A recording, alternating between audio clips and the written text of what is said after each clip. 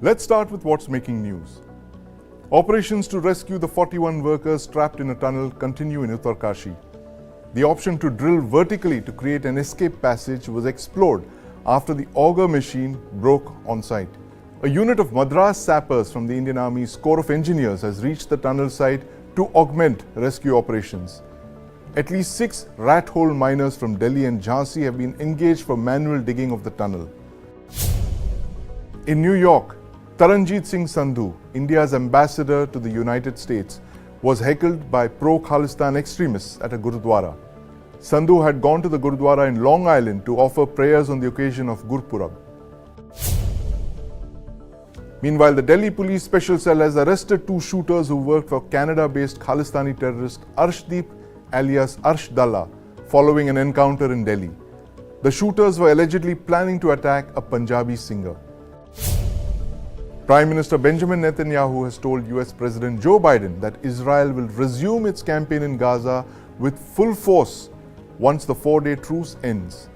Netanyahu also said he would welcome extending the truce if it facilitated the release of 10 additional hostages every day. Sources close to Hamas says the group was willing to extend the truce by 2 to 4 days. Hamas had reportedly abducted more than 230 people in their October 7th raid on Israel. US President Joe Biden said he hoped the temporary truce between Israel and Hamas can be extended beyond Monday as long as hostages are being released. Biden made the statement after the militant group freed another 17 people, including a 4-year-old Israeli-American girl. There's talk of a ceasefire in Gaza being extended. But over 2,000 kilometers south of Israel, there's another war raging between the Houthis backed by Iran and Israeli merchant ships. Over the past 3 weeks, 3 ships have been attacked by Houthi rebels. 1 has been hijacked by them and 2 attacked by them. And joining me to talk about this is my colleague Aditya Kaul. Aditya, tell us about the significance of these attacks. These possibly the first time that we're seeing this spread of attacks in such a short span of time. Firstly, all across the sea and the ocean, we have seen significant movement over the last more than 2 decades, particularly by the Somali pirates. Right. And there's been, an inter-agency coordination between the naval forces and the coast guards to, in fact, keep them under check. But they haven't been able to prevent many of these incidents. There have been negotiations, in many cases, money, etc. has been released. But in this particular case, particularly Iran's proxies, including the Houthis, are targeting ships and vessels that have connections with Israel in any way. It could be some kind of investment in that ship or part ownership, or the ship could be Israeli in nature. There was a ship that was heading towards India that was captured in a very dramatic way, a video that came out. Yes, absolutely. We're looking at those which visuals. Clearly indicating this is actually that video in which on a chopper they land in a moving ship, a very rarely seen video, and they actually take over the entire place. Gunmen, multiple, at least more than a dozen gunmen on that ship, taking over the entire area. Remarkable, Aditya, because it's like the Houthis have deck qualified helicopter pilots who can land on a moving deck. This is expertise of a very high order, and in that sense it's a step above what the Somali pirates were also doing. Absolutely. I'm sure that the naval forces and coast guards would look at this video very closely to actually apprehend and actually make changes in their regular SOPs, because what we have seen till now, ever since the predominance of the Somali pirates, ever since 2005, there have been very set protocols and SOPs that have been put in place. I think they will have to reinvent these SOPs once they see this kind of a footage of a chopper not just monitoring the movement of the ship, they actually know who the owner is, from where to where this is going, and what is the precise time they need to strike in. And of course, they knew that they will not be countered by any kind of force, naval force or the coast guards, and this was the right time to actually strike in. So I think this puts a lot of questions on the security, on supply chains as well, because this is a trade route. This is a route where a lot of oil, a lot of energy also goes in continuously between the Mediterranean, between Europe and between South Asia. Yeah, this is the default route between India and Europe. That IMEC was supposed to shorten this. About. Yes. Yeah, and but this is a route that's between the India-Israel trade. Yes. Which is almost what, $7 billion annually.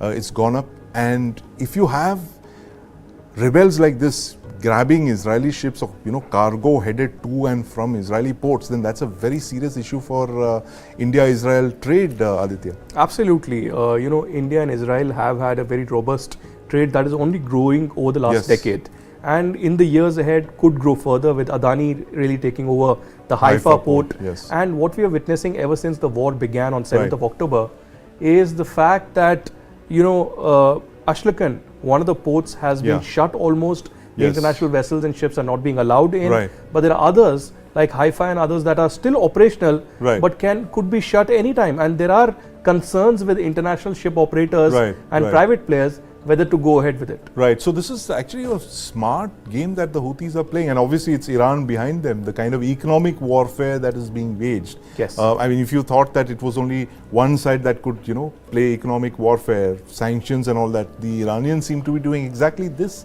In the Red Sea, and obviously the stakes are much higher, especially for countries like India, which is not directly involved in this, would kind of get pulled into this kind of a situation. Yeah, Aditya. And the other interesting point is that I was just reading this excerpt of one of the reports which said that a US warship, there have been in fact 3 such attacks over the last 1 week, and one of the US warships, when it came to the assistance of the third ship that was piloted. Here we can see the first one is of course the Galaxy Leader, which we just saw that dramatic helicopter footage. That was the second one that was attacked by drones, and the third one, this is the third ship that was attacked on the 23rd, 24th in the Indian Ocean.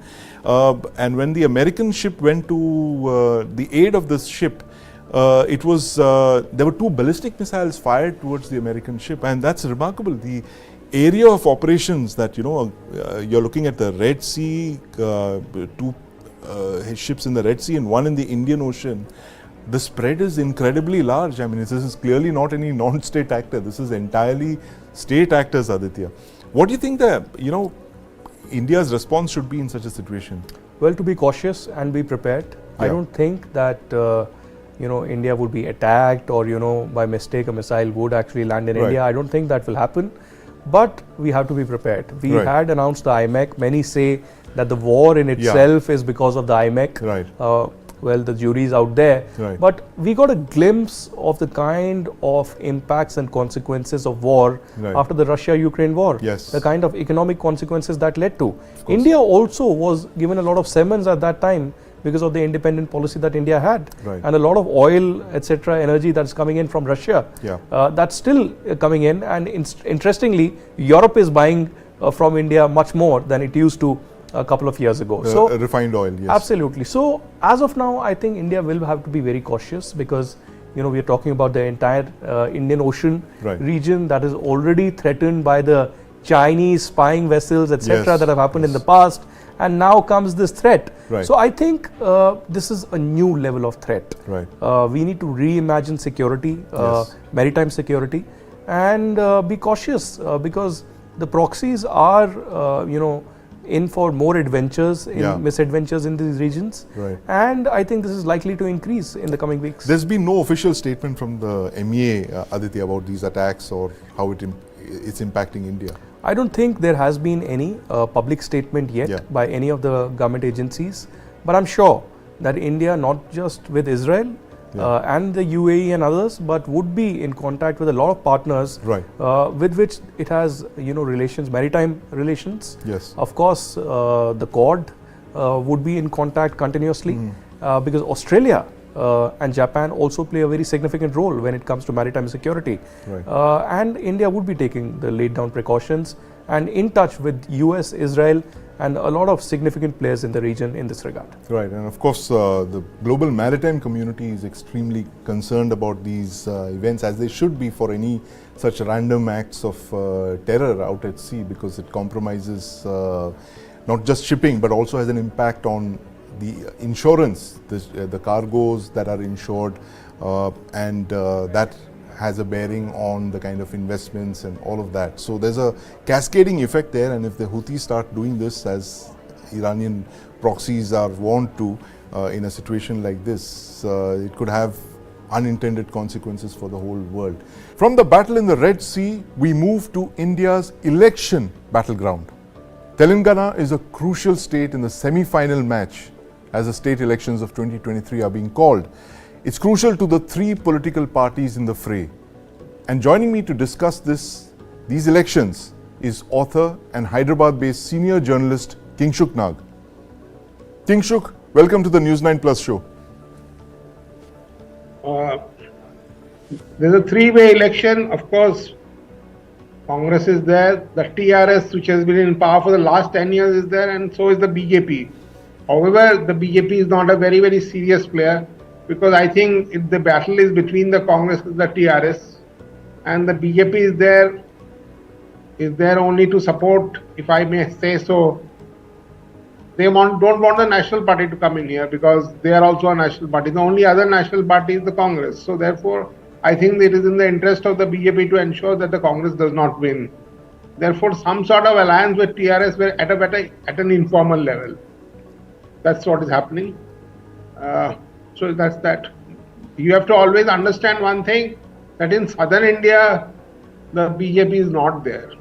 And maybe in Karnataka there is a bit there, and in Telangana and Andhra Pradesh a bit, but nothing in Tamil Nadu and Kerala. So I think this is something which the BJP bosses also now understand, that they have to have some presence here. And one of the ways is to, Mr. Modi is going to camp here, and Amit Shah was around, Rahul Gandhi is there. So, but this is the thing. It is India, but BJP is a national party, but unfortunately it is not yet spread uniformly across South India. Right, and Kingshuk, the loss of Karnataka, I think Telangana was supposed to have been that state that would make up for that loss in Karnataka, but as you're saying, that doesn't seem to be the case right now. It's just the Congress versus the Bharat Rashtra Samiti. True. What is the... Is KCR looking at a hat-trick now? He is looking for the hat-trick, but whether he'll get the hat-trick or not, I don't know. My own feeling is that the Congress party will be stymied in its effort by the BJP, because BJP does not a national party around, and therefore TRS might come back to power. Right. But that does not mean it is due to TRS that TRS is coming back. Right. Because of other factors, probably TRS might make it. Right. Of and course, how big a factor, how big a factor is this AIMIM support for the BRS in these elections? Well, there is some, but I think the national press always overestimates the importance of the MIM, because MIM is only present in the Hyderabad seats. In Hyderabad, the population of Muslims is around 35% of the total population. And so they have got a presence in Hyderabad, not also in New Hyderabad, but in Old Hyderabad. Right. Unfortunately, because our national press is only dominated by this Muslim and Hindu and all these things, and they put a lot of stress on MIM. And I don't think MIM is such a big factor. It's not. But I was just looking at the vote share, the minority vote share, the 7 assembly segments. It ranges from 50% to 85%, and 20-25% in another 7 segments in Hyderabad city. And Muslims are 15 to 20% in 30 other assembly segments outside of Hyderabad. So, there are about 45 assembly segments in all where the Muslims seem to be making, that could have a potential impact. So, who do you think the Muslim community will back this time? The Congress or Muslim community? Muslim community, by and large, votes for the MIM. Right. Because they think, I'll tell you, I know some Muslim journalists who are otherwise secular, but they say, in the end, we vote for the MIM only. Why? Because they think MIM will not go against their interests. No, they also know the shortcomings of the MIM. But वो बोलते हैं कि हम जब जाते हैं vote देने तो ये सोचते हैं कि MIM को वोट देंगे तो हमको भी फायदा होगा. That's why MIM gets the votes. And I think over the years, this importance of the MIM is reducing because a city like Hyderabad is also expanding and new people are coming in, and they are not Muslims. And the Muslims are here very dominant because the Nizam was the ruler here. Yes. And historically, the Muslims have dominated here. But slowly over the years, their numbers are going down, I think. But even then, I will say that there's a lot of influence of Muslims in Hyderabad city, undoubtedly. But over the years, it is going down a bit, I think. But the MIM has been able to hold on to those 7 assembly segments in Hyderabad, right? I mean, that's their core, literally. Yeah, the TRS, the MIM is very important in some cities, some constituencies in the old city of Hyderabad, where there are a lot of Muslims. So they will certainly win those assembly seats, I think. Right. This time in Jubilee Hills constituency also, which is a secular constituency where I also stay, right. Congress has put up Azharuddin. So I think MIM is not able to expand that way, but they put up candidates everywhere. Right. Kingshuk, what about the revival of the Congress? You know, a couple of months back, the Congress was nowhere on the scene, right? The BJP's star was on the ascendant. And then a few months back, the Congress started, scaling the winnability charts, and a lot of candidates, they started to attract a lot of candidates towards their party. And how did the, Congress manage this turnaround in a couple of months? The fact of the matter is that the BJP is not present in a big way. So therefore, if you are looking for opposition vote, they'll turn towards, if you are looking away from TRS, then you look towards Congress, because there's no BJP. And that's how Congress becomes important. Of course, the Congress has also got a lot of courage by their win in Karnataka, which they think will now come into Telangana. Right. So the Congress is more active also. Therefore, I think they are becoming more. So the BRS is also, its advantage BRS very clearly by what you're saying in these elections. Yeah, from whatever it seems to me, it is advantage TRS. Though I have seen some polls and all saying that the Congress is going to win. I don't know, but I think TRS is going to win, and Congress will be a number 2. Let's see what actually happens. Right. Kingshuk, thank you very much for your insights. We'll be tracking the results of the polls, of course, very closely. And of course, the November 30th polling day, where I think the turnout will give you some idea of where the the results are looking at. Thanks again, Kingshuk. We'll come back to you very soon. Thank you. Meanwhile, it's been over 2 weeks since 41 workers were trapped in a tunnel in Uttarkashi. The eyes of the nation are on these workers and their plight. NEWS9's Nivriti Mohan, our eyes on the ground, brings us this report.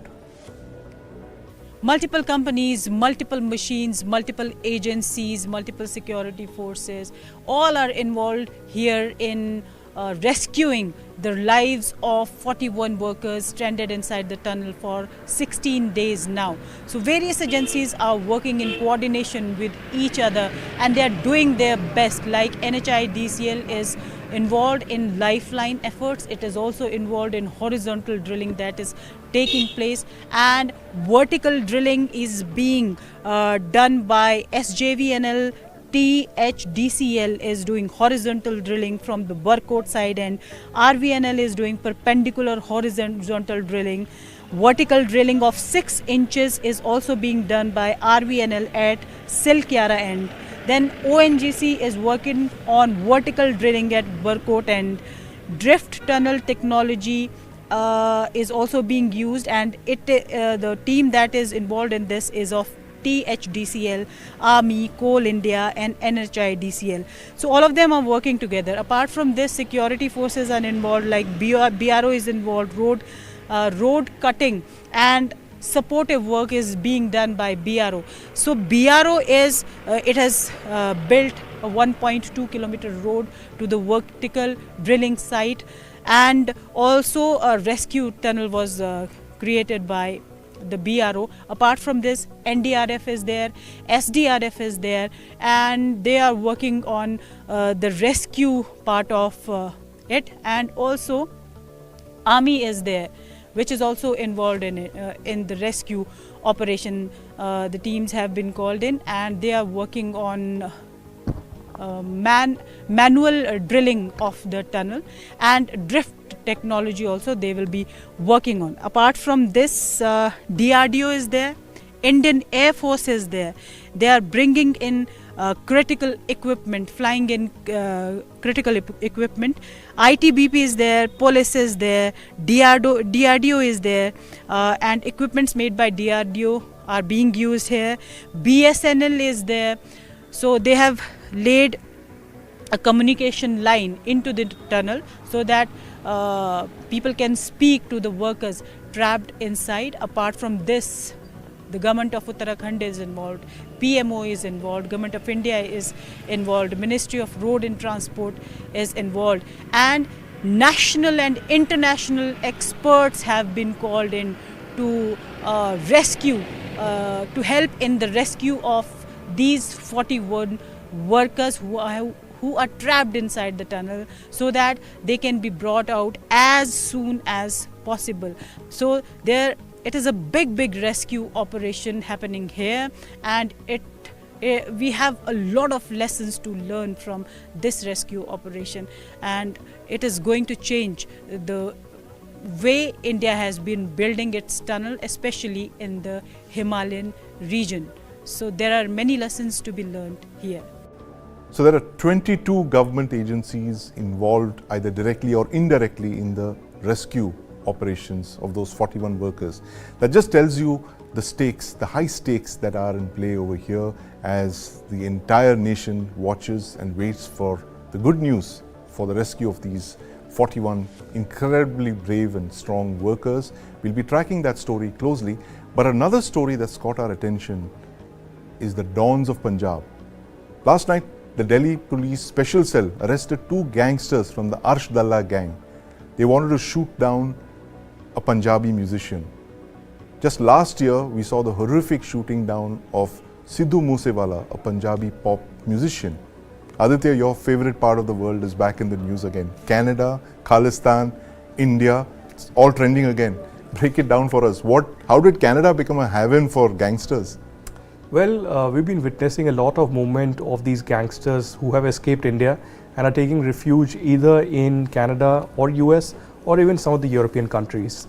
Arsh Dalla, or also significantly known as Arshdeep Singh, is another such gangster who's been active for the last many years. And he's been involved with a lot of killings, a lot of contract killings, and intimidating a lot of people, particularly in Punjab and elsewhere. He's been significantly going after the Punjabi singers. Right. This time around as well, he had sent in these 2 contract killers who were on their way in Delhi to kill a Punjabi singer. And this particular singer was attacked in the past as well, but he had escaped. Right. And this time also he turned out to be lucky. This was near the Akshardham flyover last night, where the encounter took place. Heart of Delhi, actually, not very far from the central Delhi, where the Parliament and the Prime Minister's residence is. And this encounter taking place, and the special cell of the Delhi Police has arrested 2 people. They have found a lot of literature, communication devices, and ammunition and cartridges with them. And their interrogation is currently underway at the special cell office in Lodi Road in New Delhi. So clearly points out how the Khalistani and the gangster nexus, the organized crime syndicate, is very much active, and that's what India has been emphasizing for a very long time, and asking Canada and US to act against them, but this has been going to deaf ears. Multiple incidents over the last few days, Aditya. In fact, just late last week, there was this incident of a firing in one of the Canadian singer's house outside his residence. That's not been confirmed, but I think one of the Indian gangsters has posted something on Facebook claiming that outside Gippy Grewal's house, there was some shooting incident, and then you have this attack on the Indian ambassador while he was attending the Gurpurab functions. And are all of these connected somehow, Aditya? Absolutely, they are connected, because there are agencies which are operating outside India that are responsible for sponsoring, motivating, and providing all the resources that they need. And I'm not just referring to Pakistan in this particular case. There are others that other agencies, other intelligence agencies that do this to extend their foreign policy goals when it comes to India. And we've seen this time and again, Sandeep, from Lawrence Bishnoi to Anmol Bishnoi to Arsh Dalla to Goldie Brar. All these, most of them, apart from Lawrence, who is in prison right now, most of them have been operating from abroad. And they have their other gangsters and low-rung leaders who are operating from Punjab, from Rajasthan, from Uttar Pradesh and other places, and are trying to intimidate and threaten people, particularly Punjabi singers, because they require money as they call in the Bombay language, hafta. Hafta, that's and right. you know, continue to operate in this And region. it's a lucrative industry, Aditya. I mean, we've been tracking this story for a couple of months now. It's the Punjabi music industry is worth something like 1,000 crore. I mean, that's Absolutely. a lot of money, and with live shows, another 500-600 crore. So that's a very big, pie that I think the gangsters are running after. And this actually very similar to what the Bollywood music industry used to be in the 90s. If you remember, there was that very sensational shootout where Gulshan Kumar was shot down by the underworld. And this template seems to be copied by the Punjabi gangsters now. And in fact, we have this interview with Kaul Dosanjh, a Canadian policeman. Deepak Badana spoke with him, and he explains what you were just talking about, Aditya, how Canada, this peace-loving, non-violent country, actually became a haven for Indian gangs and how they continue to operate with impunity. Let's watch. Massive fluctuation of immigration from India shortly after the Golden Temple attack. In the late 80s, the Golden Temple attack happened in 84. Shortly thereafter, you'll notice there was a massive migration of Southeast Asians coming from India in the late 80s and early 90s. And so they were coming to Canada, they were settling here, they were trying to become financially independent and stable. But while they were busy at work, their children were also adjusting to a Western style of life in school. So reconciling and finding that balance between their culture, their values, their traditions versus Western culture. So there was obviously a lot of challenges that came with that. And part of that was having to deal with racism. There was a significant amount of racism back in the day as well. So what ended up happening is the South Asians would band together in little gangs to protect one another from all the racism was happening.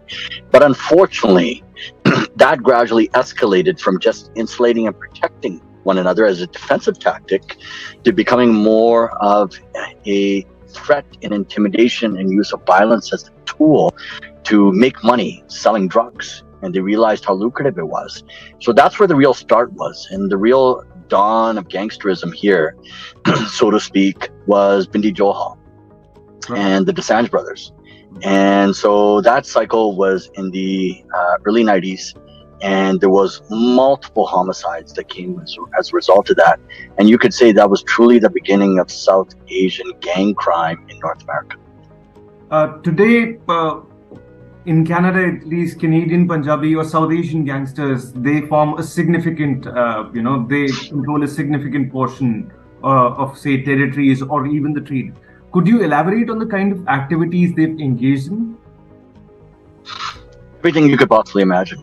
Drug trafficking, weapons trafficking, extortions, robberies, kidnappings, prostitution, you name it. Like, it is unbelievable. The spectrum of crime that these individuals are involved in. But primarily what we're noticing is the South Asians are involved in the drug trafficking business. So, see, South Asians have for a long time been termed as a model immigrant community. We're known for having the highest rates of education. A lot of professionals hail from the community. And this is across the globe. What is the effect of, on the community with regard to the rise of this phenomena? How has the community responded? I'll be very honest with you. I'm very disappointed. I really am. The South Asian community as a whole, they don't work together. I'll say that right out, because as the South Asian community is all about sweeping it underneath the rug, pretending it doesn't exist. It's blind denial. It's the ostrich with the head in the sand approach. And secondly, unlike India, where we grew up in villages, and it goes back to that old saying, it takes a village to raise a child, where we all helped out. Here, everybody minds their own business. So if some kid is involved in drugs or gangs, everybody takes the attitude, it's not our problem, right? It's that families, that parents, their responsibility, their problem, they can deal with it. And that's the most disappointing aspect of all this, is that my work in the community has primarily been centered on that saying that it takes a village to raise a child, where I firmly believe in all of us working together in collaboration and in partnership to keep kids on the right track. Just because it's somebody else's child doesn't mean it's not our responsibility as a whole, as a community. And I believe that's where the South Asian community needs to stand together in order to protect our kids from going into that lifestyle. What are the connections of how do you see an impact? So from my perspective, today I am sitting in Patiala in Punjab, and what is fascinating to me is that Punjabis in India, in any way, they're stereotyped as having a globalist perspective. People in the Punjab in India, they don't just think of Punjab, they'll think of, going abroad, they'll think of having businesses across the globe. How have you seen connections? Do you see any connections between, say, the Canadian Punjabi underworld in Canada and the heartland in Indian Punjab? Have you seen any connections over the years? Oh, of course. Of course. Multiple connections. What you have to understand that not many, but some of those that choose to immigrate to Canada have a significant amount of criminal history and affiliation back in India. They're involved in that lifestyle over there, where they're involved in drug trafficking, they're involved in that lifestyle. They see it as DC money. And when they get their immigration to Canada, because their records were clean, and they end up moving to Canada, Canada simply becomes a safe haven for them, where then they end up conducting their drug business here as well. In terms of the nexus between India and Canada, I'll give you a perfect example. There was kids that were born here. When I say kids, they were in their early 20s. They were gangsters, South Asian. So in Canada, based on our rules, you cannot ship over bulk precursors for drugs unless you're a pharmaceutical company. So one of the precursors used for methamphetamines, which is meth, a major drug, that is required, can be bought in India in bulk. And so what these guys did is that they went to Mumbai, they purchased a huge amount of the precursor in bulk, and then they shipped it over here. So in other words, long as it gets shipped from a country that permits it, it's not a problem. So you can't just buy it here, but you can ship it from another country here. So these gangsters were involved in shipping large-scale precursors, thousands of kilograms, to Canada, which was subsequently used by Asian organized crime for their meth labs, to create meth and to sell that and distribute that on the streets. Those guys were busted in Mumbai when the Mumbai police worked together in conjunction with Canadian authorities, and now those guys are now sitting in jail in Mumbai. Punjabi Canadian gangs, according to Kaul Dosanjh. We also have this story, The Dawns of Punjab, which we put together some months ago. Let's take a look.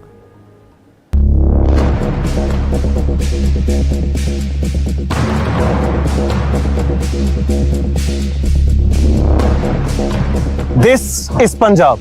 This border state occupies a unique position, an outsized cultural influence in India. It is the spiritual homeland of the Sikhs. It was the epicenter of the Green Revolution, leading to Punjab's reputation as India's richest state. But this reputation is a mirage. Punjab faces the perfect storm. Its economy is in trouble. Agriculture has stagnated and there's rampant unemployment. About 15.4% of Punjab's population is addicted to some kind of intoxicating drug. The government says Punjabis are fleeing the state. More than 4.78 lakh Punjabis left India between 2016 and 2021. Ruling this volatile mix is a new underworld. Indians everywhere are aware of the exploits of the Mumbai underworld. Dawood Ibrahim and Chhota Rajan are now in the past. Young, hungry, bold and ruthless, Punjab has produced India's newest crime lords. Once student politicians and nation-level athletes, they are infamous as gangsters, smugglers, sharpshooters.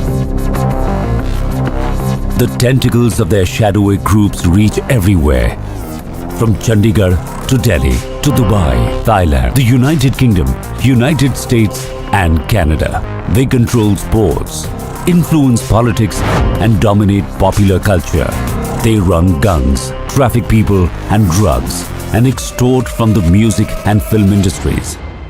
You are not beyond their reach, and you don't even know it. They are the dons of Punjab. 10 months before Sidhu Moosewala was murdered, another brutal killing shook Punjab. Around 10:30 a.m. on Saturday, 7th August 2021, 4 hitmen gunned rising political star and youth Akali Dal leader Vicky Middu Kheda.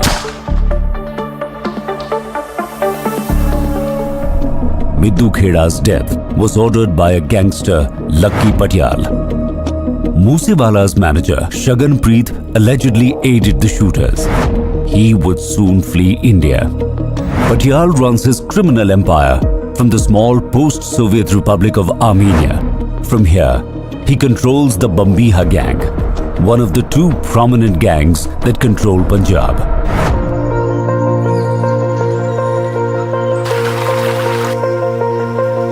Mika Gill of Gill village in Ludhiana is chairman and founder of Punjab Youth Federation. Mika was once a gangster himself. He has even been arrested and jailed. It was during his time behind bars at Nabha jail in Punjab that he befriended some of Punjab's most notorious gangsters. These included the leaders of the Bambiha gang, Davinder Bambiha, Harvinder Rinda, and Lucky Patyal. Today, he is a sarpanch and his past is long behind him. ਤੇ Lucky Patial ਆ ਜਿਹੜਾ main ਉਹ ਹੈ ਇਸ group ਨੂੰ ਹੁਣ Lucky Patial ਚਲਾ ਰਿਹਾ ਤੇ ਲੱਕੀ ਪਟਿਆਲ ਵੀ ਅਰਮਾਨੀਆ ਜੇਲ੍ਹ ਦੇ ਵਿੱਚ ਬੰਦ ਹੈ। ਦੇਖੋ ਲੱਕੀ ਬੜਾ ਸ਼ਰਮੀਲਾ ਜਿਹਾ ਮੁੰਡਾ ਸੀ, ਕਿਸੇ ਨਾ ਕਿਸੇ ਗੱਲ ਤੇ ਬੈਠੇ ਬੈਠੇ ਨੇ ਹੱਸ ਪੈਣਾ, ਜ਼ਿਆਦਾ ਕਿਸੇ ਦੀ ਗੱਲ ਸੁਣਦਾ ਨਹੀਂ ਸੀਗਾ, ਆਪਣੇ ਆਪ 'ਚ ਮਸਤ ਰਹਿੰਦਾ ਸੀਗਾ ਕਿਉਂਕਿ ਉਹਨੂੰ ਉਹਦੇ ਦਿਮਾਗ 'ਚ ਇਹੀ ਸੀਗਾ ਕਿ ਯਾਰ ਮੈਂ ਨਜਾਇਜ਼ ਫਸ ਗਿਆ। Patyal, a native of Khuda Lahora village in Chandigarh district, was once a student leader much like Middu Kheda. He dreamt of becoming a politician someday, but his quest for power would take him down another path altogether. Patyal's journey towards infamy began in 2012. He was just 21, a hotel management student in Chandigarh. ਉਹ ਵਧੀਆ ਪਰਿਵਾਰ ਚੋਂ ਸੀ, ਪੜ੍ਹੇ ਲਿਖੇ ਪਰਿਵਾਰ ਚੋਂ ਸੀ, ਉਹ ਇਹ ਲਾਈਨ ਦਾ ਹਿੱਸਾ ਨਹੀਂ ਸੀਗਾ, ਉਹਦੀ ਵੀ ਮਜਬੂਰੀ ਬਣ ਗਈ। ਉਹ ਤਾਂ ਕਬੱਡੀ ਖੇਡਦਾ ਸੀ ਲੱਕੀ ਪਟਿਆਲ, ਉਹ ਸਾਰਾ ਗਰੁੱਪ ਕਬੱਡੀ ਖੇਡਦਾ ਸੀ, ਕਬੱਡੀ ਦੇ ਗਰਾਊਂਡ ਦੇ ਵਿੱਚ ਹੀ ਲੜਾਈ ਹੋਈ, ਲੜਾਈ ਤੋਂ ਬਾਅਦ ਕਤਲ ਹੋ ਗਿਆ। On 22nd of May 2012, Patyal and 6 men hacked 31-year-old Saudagar Singh, his kabaddi rival, to death. They cut him down with axes in full public view near a district court. Patyal was, however, charged as an accomplice, and the courts granted bail. In 2014, Patyal was among a group that killed Akali Dal worker Gurjand Singh Jenta. This was during the elections. Outside the office of Akali Dal candidate and eventual winner Prem Singh Chandumajra. He was charged as an accomplice yet again, and another bail followed.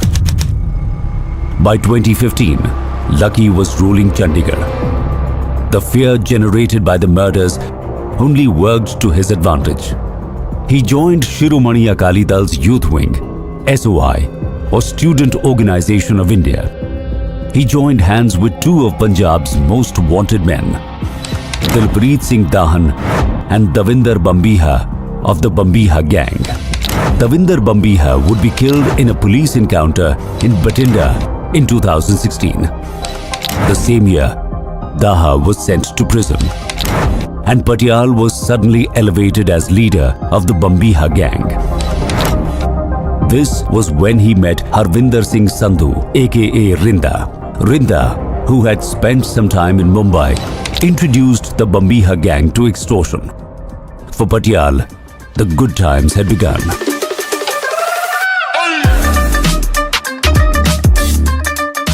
The Punjabi music industry is a direct product of the changes in Punjab. Merging influences from K-pop, British road rap and American gangster rap. the music cuts across language barriers in India and reaches audiences across the globe. It's composed of over 400 music studios based in and around Mohali, a suburb of Chandigarh in Punjab. The industry is worth over 700 crores and grows at a rate of 10% per annum. There's even more to be made from live performances, appearances, ads, Spotify and YouTube. The Bambiha gang expanded its reach into the music industry. Somebody comes into their radar who is perhaps moneyed. Could be a businessman, could be a star, could be a film star, could be a singer, could be a dancer, whoever is making money. And of course, glamour always plays an important role. So they have surplus money also, it appears. And they are an easy target. Then they send out messages. I mean, they issue threats. And sometimes they kill people also to send out message that, a call from us or phone from us is serious. That a number of guys who are into Punjabi music industry, as also in Punjabi movie industry, what they call Bollywood here, they have been blackmailed. Their money has been extorted there. Yes. Ready, gaadi manga lo. Action!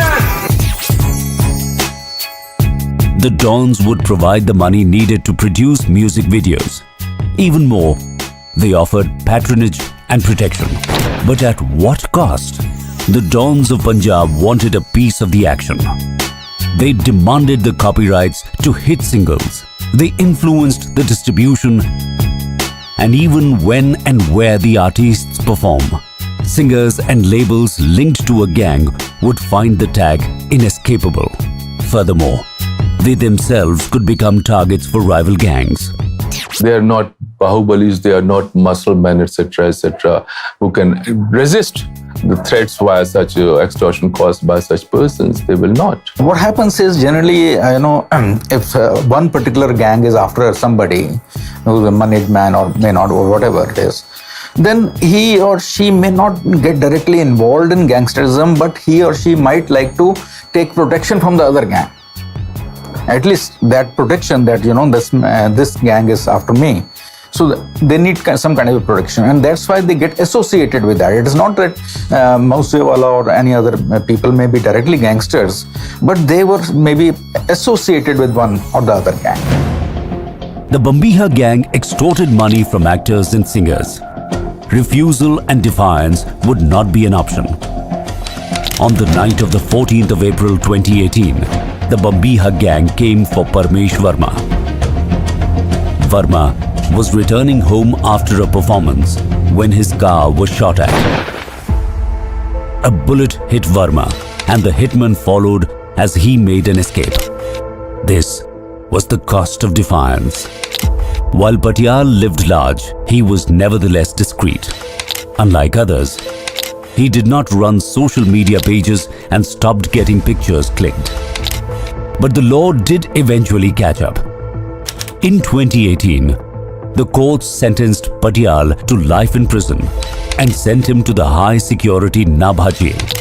This could have been the end for most, but not for Gaurav Lucky Patial. He got bail and jumped parole and fled to Dubai. ਤੇ ਮੈਨੂੰ ਕਹਿੰਦਾ ਸੀ ਕਿ ਮੈਂ ਮੁੜਨਾ ਚਾਹੁੰਦਾ ਇਸ ਚੀਜ਼ ਤੋਂ, ਪਰ ਜਦੋਂ ਬਾਹਰ ਗਿਆ ਉਹ ਤੋਂ parole ਮਿਸ ਹੋ ਗਈ, ਜਾਂ parole ਤੇ ਗਿਆ ਸੀ, parole ਜੰਪ ਹੋ ਗਈ ਉਹਦੀ, ਕਿਉਂਕਿ ਉਹ ਕਿਸੇ ਨਾ ਕਿਸੇ ਕੇਸ 'ਚ ਉਹਦੀ ਇਨਵੋਲਵਮੈਂਟ ਆ ਗਈ ਬਾਹਰ ਜਾ ਕੇ। ਤੇ ਜਦੋਂ ਫਿਰ ਇੱਕ ਕੇਸ ਹੋਇਆ, ਦੂਜਾ ਹੋਇਆ, ਤੀਜਾ ਹੋਇਆ, ਕਿਉਂਕਿ ਜਦੋਂ ਤੁਸੀਂ ਗਰੁੱਪ ਦੇ ਵਿੱਚ ਬੈਠੇ ਹੋ, ਤੁਹਾਡੇ ਨਾਲ ਦੇ ਬੰਦਿਆਂ ਤੇ ਵੀ ਮੁਕੱਦਮੇ ਵੱਧਦੇ ਜਾਂਦੇ ਨੇ। ਕਈ ਵਾਰ ਤੁਸੀਂ ਫਸ ਜਾਂਦੇ ਹੋ, ਜਿੱਥੋਂ ਜਿਹੜਾ ਮੇਰਾ ਮੰਨਣਾ ਨਾ ਕਿ ਉਹ ਫਸ ਗਿਆ, ਫਸ ਕੇ ਮੈਂ ਜਾਂਦੇ ਹੋ ਕਿ ਨਾਲ ਦੇ ਕਹਿੰਦੇ ਯਾਰ ਹੁਣ ਮੁੜਾਂਗੇ ਤਾਂ ਗੋਲੀ ਆ, ਇੱਥੇ ਉਹ ਗਲਤੀ ਕਰ ਗਿਆ। This was the turning point in Patial's life. In Dubai, he saw what the Mumbai underworld had seen. There was a need for organization, expansion, alliances. He linked up with Haryana-based gangster Kaushal Chaudhary's group and Neeraj Bhavana and Tillu Tajpuria from Delhi NCR. This spread his reach to most of northern India. He moves to Armenia, far from the reach of Indian laws. From here, he runs the Bambiha group. While Lucky consolidated power in Armenia, His old partner Rinda would go down a different path. He would wage war against India. His arch rival, who established a global crime syndicate, is Lawrence Bishnoi. He ordered Moosewala's killing and threatened Salman Khan. So how did Lawrence, a small town boy, become Punjab's biggest don? तो जब हम करेंगे तो पता लग ही जाएगा. सलमान खान का करेंगे, मारेंगे ही जाएंगे. जोधपुर में मारेंगे तो पता लग जाएगा. You could reach New Delhi in the time it takes to cover a 20-kilometer stretch in India's Silicon Valley, Bengaluru. We leave you with a glimpse of this story my colleague Mohammad Wajiullah is working on Bengaluru's traffic situation. Until then, thanks for watching.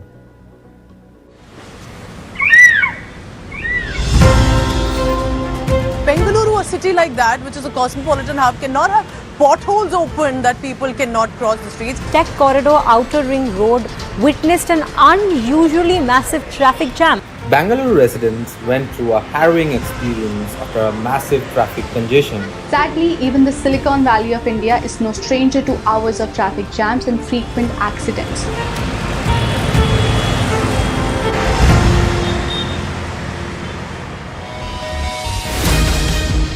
Bengaluru is a city where chaos and innovation collide in a daily battle for mobility. Sometimes you have so much growth, it also comes with a cost. So Moon's crater, how it has so much of meteor coming and hitting, making pothole. Here nothing is hitting, but still we have potholes. What Bangalore needs is a surgery. But what we have been offered repeatedly are band-aids. You cannot solve cancer with a band-aid.